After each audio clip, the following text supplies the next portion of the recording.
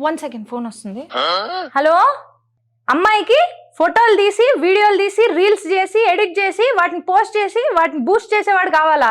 ఇలా కావాలంటే ఒక్కటి సరిపోడమ్మా, మొత్తం టీంని పెళ్లి చేసుకోవాలి. సరే సరే, నేను ఇంటర్వ్యూలో ఉన్నాను, మళ్ళీ ఫోన్ చేస్తాను. సారీ అండి, నాకు కొంచెం కాల్స్ వస్తుంటే. నాది మ్యారేజ్ బ్యూరో అనమాట. AMB నా మ్యారేజ్ బ్యూరో పేరు. అది సినిమా థియేటర్ పేరు. అంటే AMB అంటే అల్లాడిపోతున్నాడు మ్యారేజ్ బ్యూరో అనమాట. సో అక్కడ అన్ని రకాలు పెళ్లి కుదర్చడం దగ్గర నుంచి బ్రేక్ చేయడం వరకు మేమే చూసుకుంటాం. అల్లాడిపోకుండా ఎవరికి ఏ ప్రాబ్లం రాకుండా అనమాట. సో అయితే ఇంటర్వ్యూలోకి వెళ్ళిపోదాం అండి. 1 సెకండ్ అండి.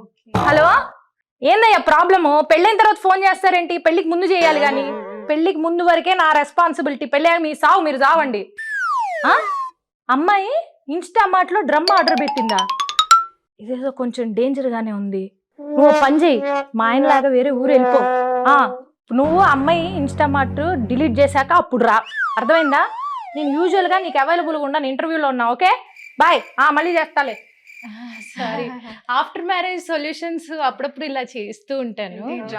కుక్కర్ ఇవేంటండి ఆఫర్స్? అంటే ఈ మధ్య కొంచెం అమ్మాయిలు ఎక్కువ ఆర్డర్ పెడుతున్నారంట, డ్రమ్లు కుక్కర్లు. కొంచెం జాగ్రత్తగా ఉండమని చెప్తున్నాను. సో సినిమాలో మీ క్యారెక్టర్ పేరు కన్యాకుమారి కదా. సో కన్యాకుమారి ఎలాంటి అబ్బాయిని కోరుకుంటుంది?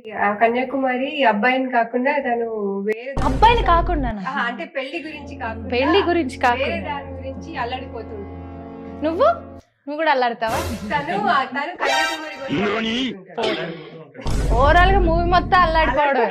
ఓకే, మీ క్యారెక్టర్ పేరేంటి సినిమాలో? ఆ క్యారెక్టర్ పేరు తిరుపతి. తిరుపతి. ఓకే, ఏంటి ప్లేసెస్ పేర్లు పెట్టుకున్నారు, మనుషుల పేర్లు దొరకలేదు? నాకు అదే అనిపించింది. యాక్చువల్లీ ఈ పేరు కాకుండా సినిమాలో యాక్చువల్లీ అందరి పేర్లు ఊరి పేర్లు. మా నాన్న ఓ, నాకు అదే మీ ఊరు నుంచి అనుకుంటే ఏదో సంబంధం వచ్చింది. భద్రాచలం ఎవరో ఫోన్ చేశారు, నాకు శ్రీశైలంతో పెళ్లి చేయండి అని చెప్పి ఫోన్ చేశారు. మీరే అర్థం చేసుకో.